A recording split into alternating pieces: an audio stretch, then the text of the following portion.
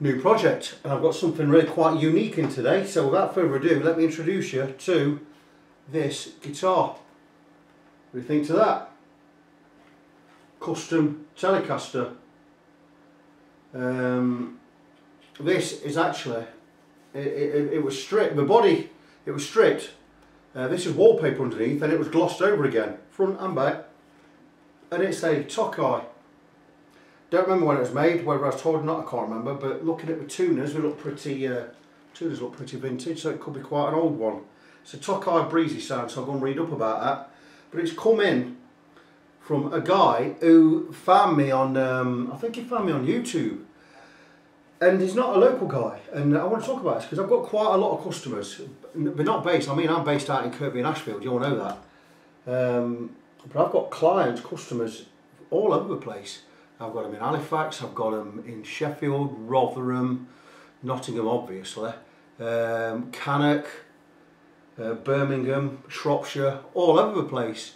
And so I must be building up quite a good reputation, or getting a good reputation. I know the work's good.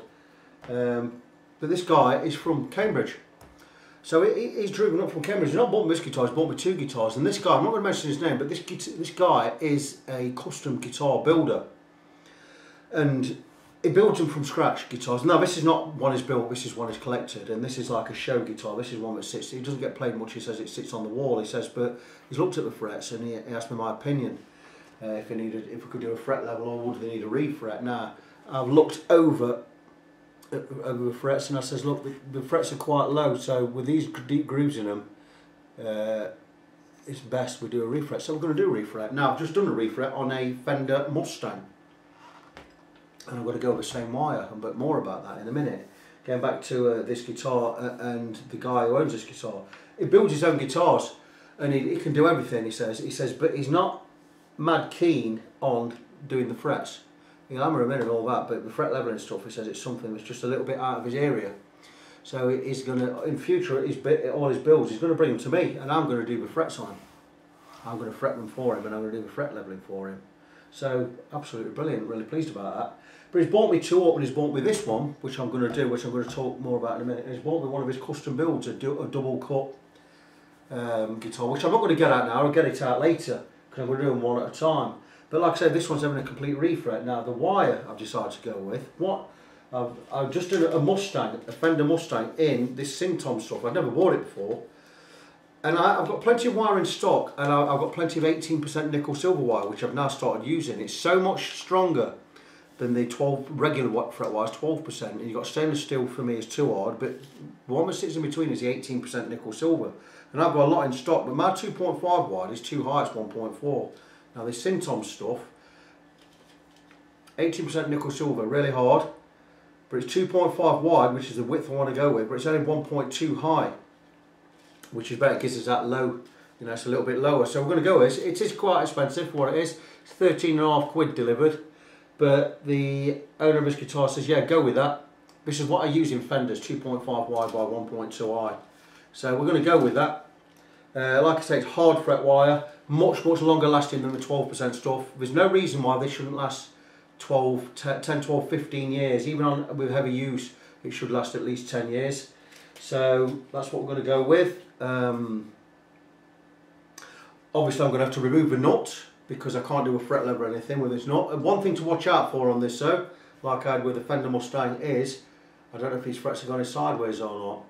Also, if you look at the thickness of a rosewood fingerboard, it's really thin, which makes me think this might be a Japanese guitar, because the Japanese always did them thin like this. The Japanese Fenders, the Japanese Kramers and all that have all got this thin rosewood fingerboard on there, so it might just be, it might just give us a clue there. I need to watch that I don't get any tear out or any what's the word I'm looking for, chipping when I pull these out. So I'm going to treat them with heat. I've got an adapted solder iron. I'm going to get these nice and warm when we move them out, and we're going to move them out and try and get as little chipping as possible. Now if we do get chipping, it's no great issue, it just means I've got to spend longer fixing my fingerboard up. Now the thing is, because I've got such thin rosewood on there, when it comes to taking these frets out, we're going to leave a residue, there's going to be some glue residue on there, so I'm going to have to sand across the whole length, and I'll do that with radius block. But what I don't want to do is, I don't want to actually remove any material. I just want to be removing the glue. If I move 0.02 of material, it's absolutely fine, but I want to keep it to less than 0.1 of a millimetre. So I just want to make sure I'm getting the glue off, so that's it. So that's what I'm going to do. I've also got to take the nut out, which I'll do in a minute. There's quite a bit of gloss over the edge of this nut, so I'm going to cut with a blade. And we're going to, if I have to saw it out, I'll saw it out, and we saw it down the middle and we squeeze the two bits together, it'll just break straight out and not leave any mess, and we'll clean that slot up. So I'm going to get on with that. It's one of these jobs. I've just done a complete refret on a 1973 Fender Mustang. So I'm not going to video as much work on this. I'm just going to crack on with the job itself, and I'm going to do as much as I can before I do it. I might do some little update videos now and again, but I'm not going to show any work. You want to see my refret work, go and check some older videos, plenty of work, even recent videos, there's plenty of stuff on there showing you how I do the job. So that's it, I'm going to crack on with this. Obviously it's going to get set up when the refret's done. It's going to get a new nut, which I've just had some more delivered today. Fender blanks, made of cyclovac, it's a man-made material. It's quite easy to carve. So I'm going to carve brand new nuts with that, or brand new nut for that with that. And that's it, that's what I'm going to be. It will get a complete setup as well when all the work's done. Obviously I'm going to remove the neck to do the refret because it's a bolt on. We'll do that, so get it all removed, get all the tuners off, get everything put away, and I can get this neck all bolted, get the frets out, get this neck all bolted up, ready for the refret itself. So that's what I'm going to be doing. Back when there's an update. Right, back with the Tokai Breezysound Telecaster. I'm just going on at this angle because I'm going to show you how I'm going to remove the frets, and I'm going to use obviously the soldering iron with the adapted bit on the end to heat the frets. What that's going to do is it's going to melt the glue, makes them easier to pull out. Now these are coming out, they're quite stiff, so we're using a really good glue in there, but there's no chipping, or what chipping there is, it's really minimal. Which is a great thing because it means we don't have to do many repairs before we put the new frets back in. So what I'm doing is getting some heat into this fret. See the smoke coming off? That means the glue's melting.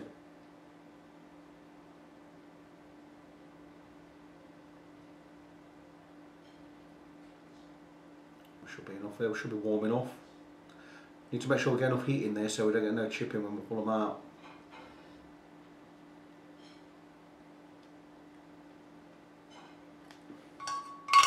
All I'm going to do is go in right at the outside edge, try and get it lifted on this edge here, which we have done just. That's it, we'll just move across gently. Remove the fret. Now these are going to be hot, so we need to just whiz them out straight away. And there you go, that's one out, no chipping. Tiny little bit of a chip there, but that's no problem. It's nothing to worry about. You're going to get the old chip here and there, you always do. But it's not going to affect anything in the long term. Again, get some heat in there. We're waiting for that little bit of smoke, and we're just going to come down this side.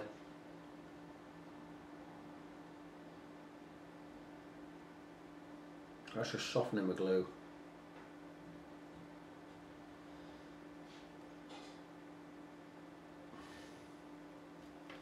Should come straight out. Some of them can be hard to lift. There you go, just need to get that edge out, and there you go.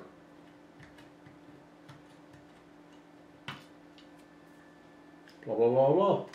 That's how we do it. I'm going to get on with rest, get a rest pulled out, and I'm going to call it a day for today. I'll be back with an update again later. Right, good morning. Back with this Tokai Breezysound Refret series, and there you go. I always bolt it to a piece of good thick MDF and get the neck straight, and then I can do the sanding, which I've done with a 10-inch radius gauge, radius block, 10-inch radius, with smoothed it all off, and I've recut the slots. Now the thing is, with this piece of rosewood being so thin, I've had to slightly cut into the neck itself, because otherwise the tank of the frets would not go all the way in and we won't get the frets deep enough. I'm going to show you what I mean there. I'll get your piece of fret wire out.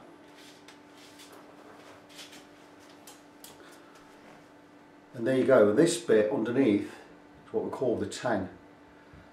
It's quite a long one on these, 2mm, and the depth slots on there were only about 1.7, so I've had to cut deeper. Now the way I do this, I used to do it when first I made my first cut with a razor saw, but the curve is the thickness of the cut. The curve is not enough on this. It's good for getting gunk out the slots, but it's not very good for cutting a fret slot. Now my favourite saw is this one.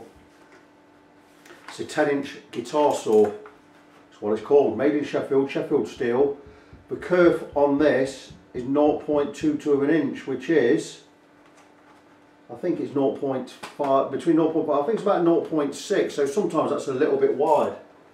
But even better, I got this tool from, I bought a fret slotting jig from a friend of mine, Clive Eastwood, the luthier and owner of Beaver Guitars, or Belvoir Guitars, it's Beaver Guitars.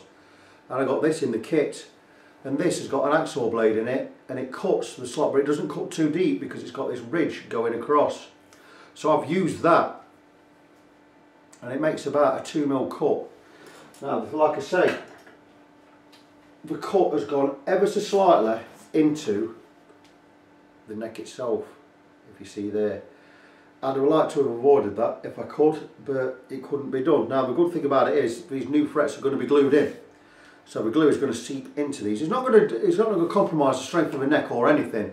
It's just not going to look spectacular. Now when it's all glued in and everything's right, it will look absolutely fine.